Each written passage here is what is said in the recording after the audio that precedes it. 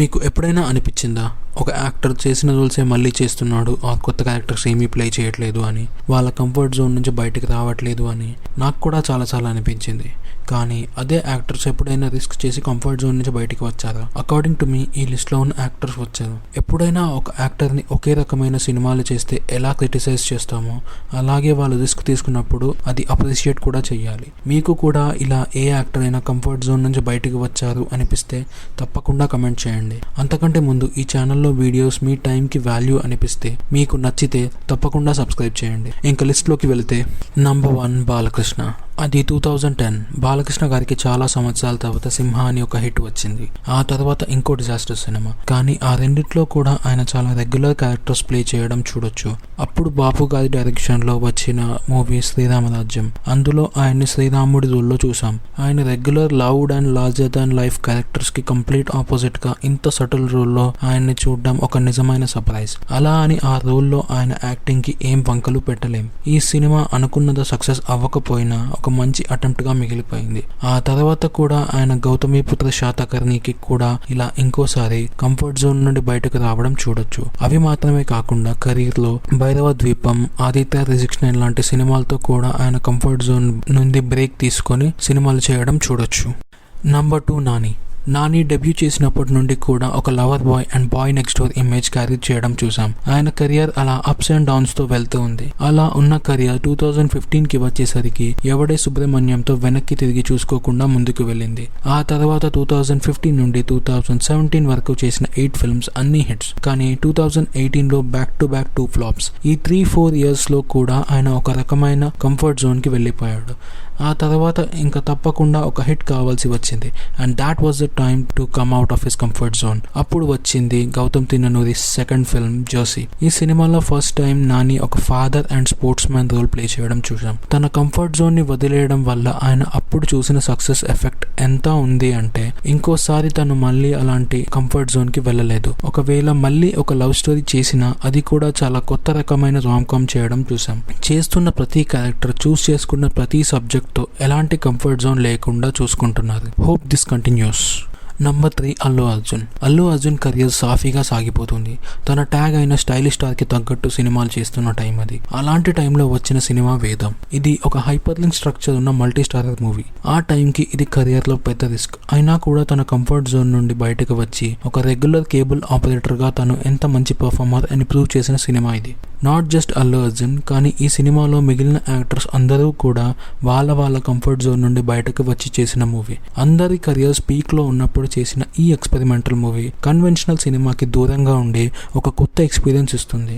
సినిమాని అప్పుడు అప్రిషియేట్ చేయకపోయినా ఇప్పుడు క్లాసిక్ అంటున్నారు అంటే అందులో అల్లు అర్జున్ పాత్ర చాలా ఉంది. ఈ సినిమాలో కేబుల్ రాజు క్యారెక్టర్ లో ఇంకొకరిని ఇమాజిన్ చేసుకోలేము అంటే కంఫర్ట్ జోన్ వదిలేస్తే ఒక యాక్టర్ లో ఏ లెవెల్ పర్ఫార్మర్ ఉన్నాడు అనడానికి ఇది perfect example.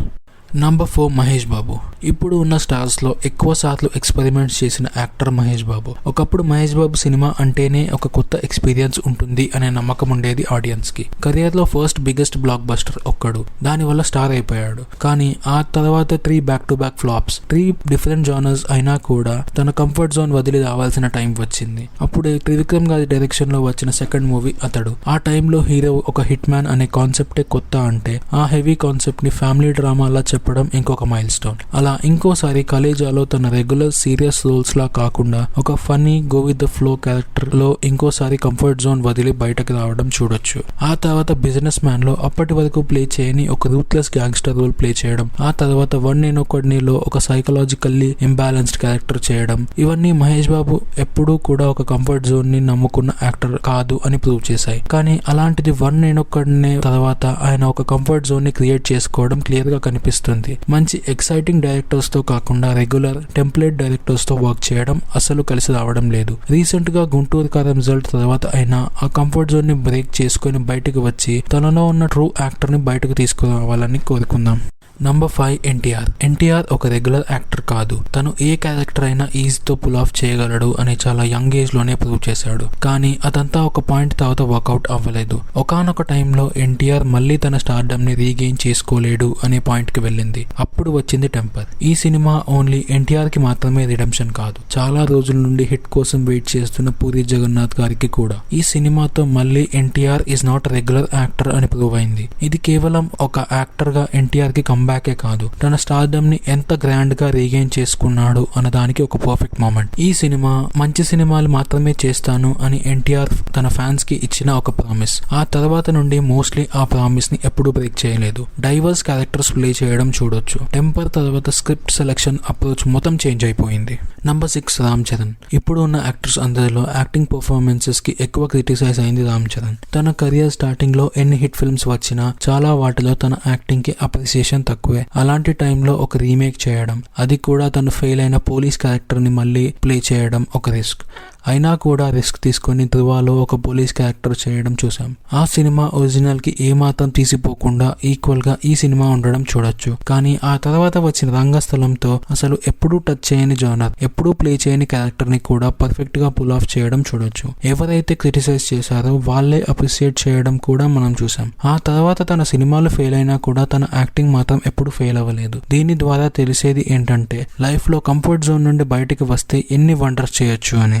Number 8 Bellamkonda Srinivas. Career starting నుండి కన్సిస్టెంట్ గా హిట్స్ లేవు. వచ్చిన మంచి సినిమాల్లో కూడా తన యాక్టింగ్ కి క్రిటిసిజం ఫేస్ చేస్తూనే ఉన్నాడు. అప్పుడు వచ్చింది తమిళ్లో సూపర్ హిట్ అయిన రాక్షసన్ కి తెలుగు రీమేక్ రాక్షసుడు. ఒక యాక్టర్ కరెక్ట్ గా ఫోకస్ చేసి సినిమా చూస్ చేసుకుంటే తన పర్ఫార్మెన్స్ ఎంత ఎఫెక్టివ్ గా అవుతుందో ఈ సినిమా చూస్తే అర్థమవుతుంది. ఒక యాక్టర్ గా తనలో ఒక చేంజ్ ఈ సినిమాలో చూడొచ్చు. అప్పటి వరకు తనని ఒక బాయ్ నెక్స్ట్ డోర్ ఇమేజ్ లో చూసిన మనకి తనని ఒక సిన్సియర్ కాప్ రోల్ లో చూడడం ఒక సర్ప్రైజింగ్ ఎలిమెంట్. కానీ ఆ సినిమా సక్సెస్ తర్వాత కూడా తను రెగ్యులర్ కంఫర్ట్ జోన్ కి వెళ్లిపోవడం చూడొచ్చు. I really hope he makes a comeback with breaking the comfort zone again.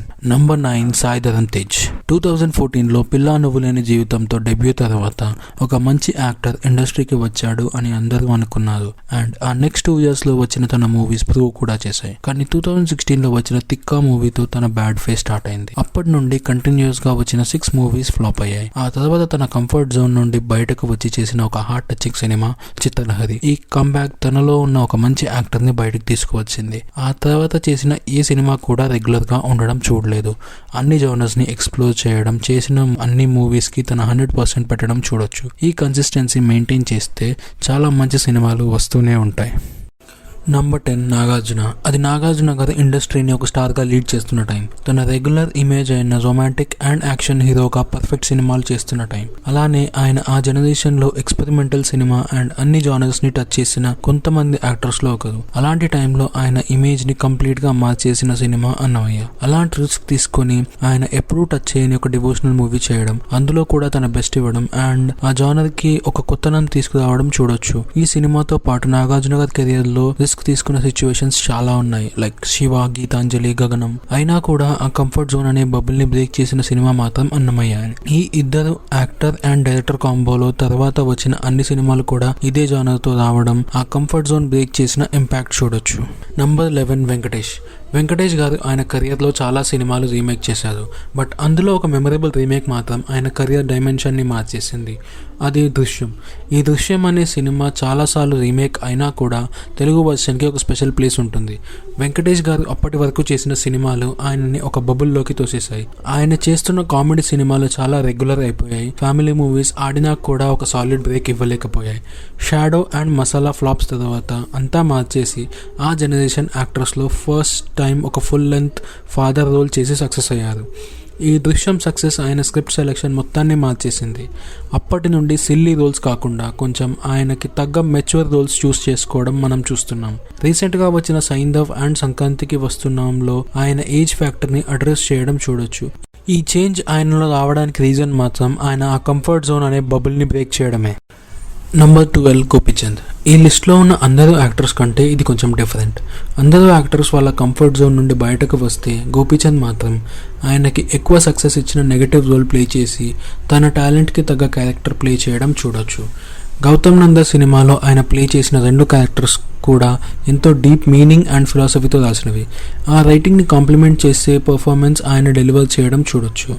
ఆ సినిమా ఫ్లాప్ అవ్వడం వల్లేమో ఆ కంఫర్ట్ జోన్కి మళ్ళీ వెళ్ళిపోయి రాంగ్ చాయిసెస్ తీసుకోవడం రీసెంట్ మూవీస్లో చూస్తున్నాం. ఆయన మంచి లీడ్ రోల్స్ లైక్ ఒక్కడున్నాడు, సాహసం లాంటి అండర్ అప్రిషియేటెడ్ మూవీస్ చేసినా కూడా ఆయనలో ఉన్న కరెక్ట్ పొటెన్షియల్ని బయటకు తీసింది మాత్రం తన నెగటివ్ రోల్స్. సో మళ్ళీ ఒక మంచి విలన్ ఆర్ నెగటివ్ రోల్లో చూడాలని ఆశిద్దాం.